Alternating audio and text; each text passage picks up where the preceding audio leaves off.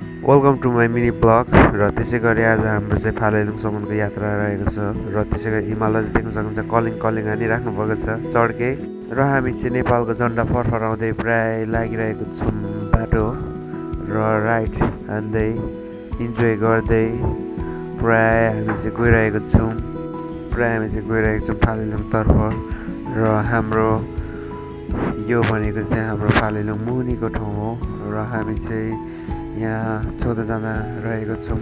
त्यसै गरी हामी आराम लिएर अब हामी लाग्दैछौँ फालेलुङतर्फ।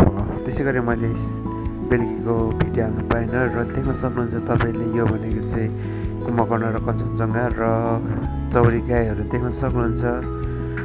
यहाँ दुईवटा रहेको छ र हामीले घाम झुल्किँदै गरेको पनि थोरै क्लिप राखेको छौँ र सुजन मामे र म चाहिँ यो चाहिँ नेपाल यो चाहिँ इन्डिया हो भन्दै प्रायः मामे र म चाहिँ इन्जोय गरिरहेको थियो र म चाहिँ गिटार बजाउनु बसिहालेँ। प्रायः सुजनमा इन्जोय गरिराख्नु भएको छ। त्यसै गरी भैयाहरू पनि देख्न सक्नुहुन्छ कलकत्ताबाट आउनुभएको र उतैबाट आउनुभएको दिदीहरू पनि इन्जोय गरिराख्नु भएको छ।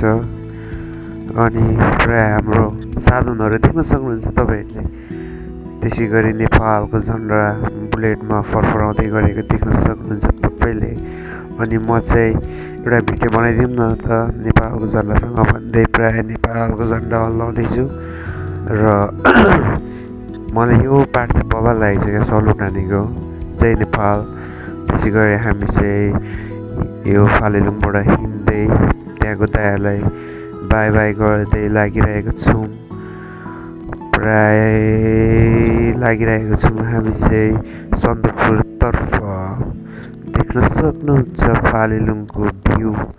त्यसै गरी हाम्रो राइड बब्बाल रहेको छ।